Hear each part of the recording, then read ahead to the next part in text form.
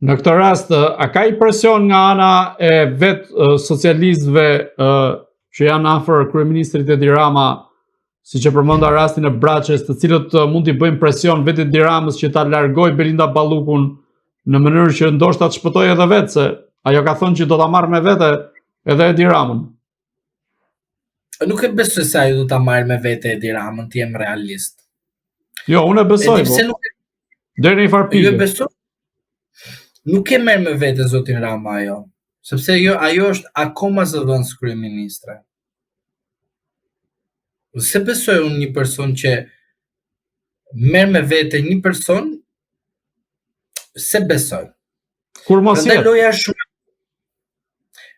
Kjo është një lojë shumë e bukur, por asnjëri se kupton. Të gjithë mendojnë se Spaku është i pavarur. Mendoni se është i pavarur, pavarësia e tij duket qartazi me mënyrën se si është marrë mas sigurie ndaj zonjës Balluku.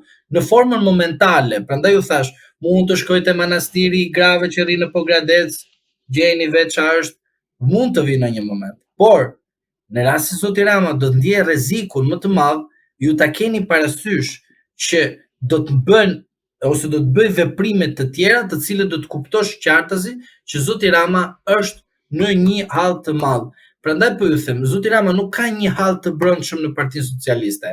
Hallet e brendshme në Partinë Socialiste i zgjidh vetë dhe i ka zgjidhur në çdo moment, nga momenti kur ndodhi skandali i ka zgjidhur. Ai në një moment të caktuar mund të bëjë një marrëveshje, kujdes, kur është në rrezik të brendshëm në Partinë Socialiste, në një rrezik çfarë? Që ai të thotë që shiko, un kam një dobësi. Cila është dobësia? Do të jap një mesazh apo një sekret. Sekreti është ky, që ne nuk e dim, po ne bëjmë një supozim. Po të marrim të mirëqenë që lista e kandidatëve të sigurt, të Fierit, të Vlorës, edhe të Elbasanit, të kenë ndikim zonja Balluku. 5, 4 dhe 5. Ti kaloj nga opozita thua? Jo, s'fola unë kështu. Ti bëj grup parlamentar në vete. Edhe sikur ti bëjmë. Edhe ajo të jetë në manastirin e Pogradecit. Automatikisht Rama duhet të bëjë një marrëveshje politike me Sali Berishën. Pse? Marrëveshja politike është ndryshime kushtetuese. Marrëveshja politike është për integrimin e Shqipërisë në Bashkimin Evropian. Duhet dish diçka. Edi Rama dhe Sali Berisha çdo herë që kanë patur një problem për qëndrueshmërinë e tyre në politik, janë bërë bashkë. Sa herë bëjnë tallapa, janë secili kërcimin e vet. Jemi dakord. Siç ishte rasti i Gërdecit ku Edi Rama i rrithte shpatullat Sali Berishës. Edhe ata shkuan e votuan. Dhe pastaj bën ndryshimet kushtetuese, Po, bësh bravo. Të paktën kemi ne të dy memorit, kanë edhe ata që na po ndëgjojnë. Kjo është e rëndësishmja.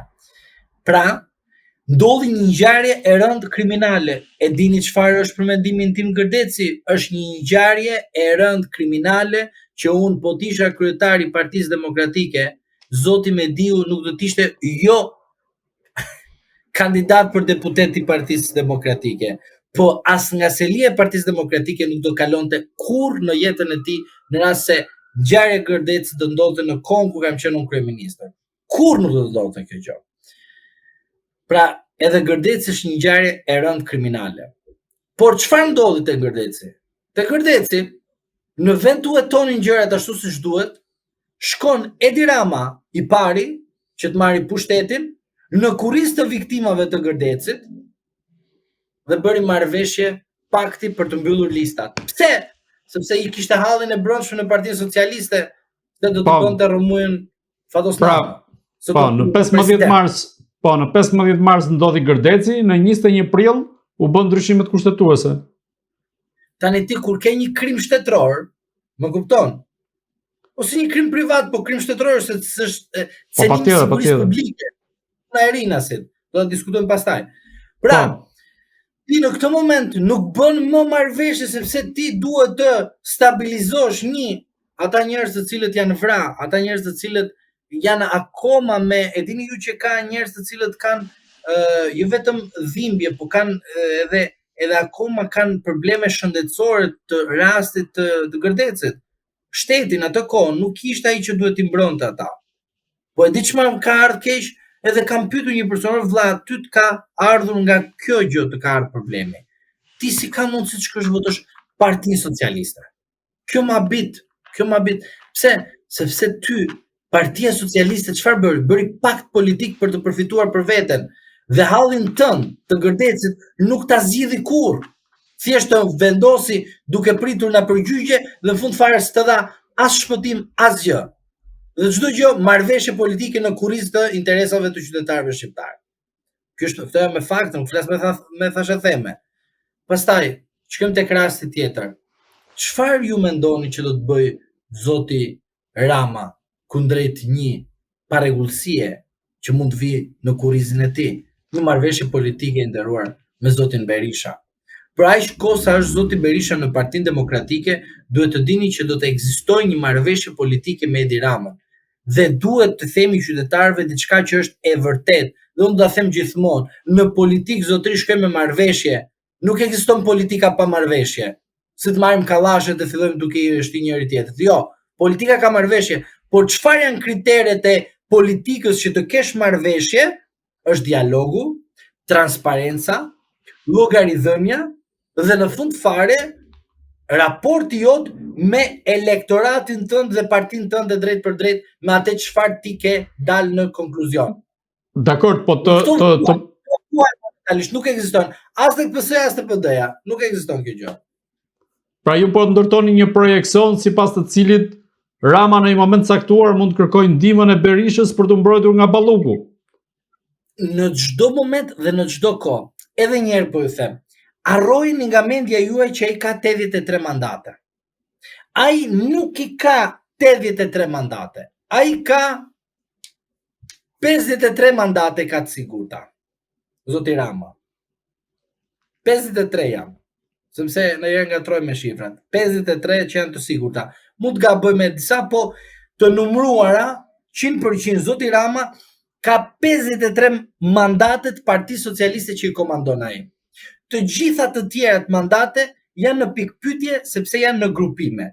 Por, ta dini ju, 14 mandate, thjesht mos kemi në gabim ndonjë numri, po jo lart nuk mund të bie më shumë, më poshtë se 12, i besoj se i ka dhe me shifra dhe statistika të qarta dhe piklidhjet e tyre se si i ka zonja Balluku.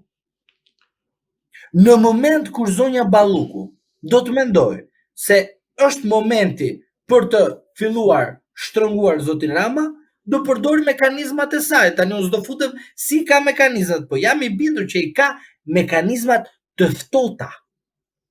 E që të ftot akull. E ke pa Everestin? Everesti ka akull ndonjëherë sepse është ftoft. Edhe po u zhveshe lakuriq. Po çfarë mekanizëm është konkretisht? Po ku e di unë tani, unë se di se këshilloj zonjën Balluku, po e vërtet është ajo e zgjut, sepse derisa ka arritur atje lart, në mendimin tim e zgjut është, nuk besoj se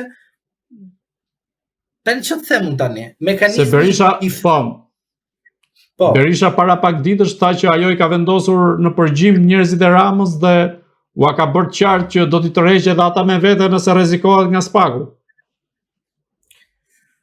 Shiko, në rast se ka bërë për mendimin tim është garipe.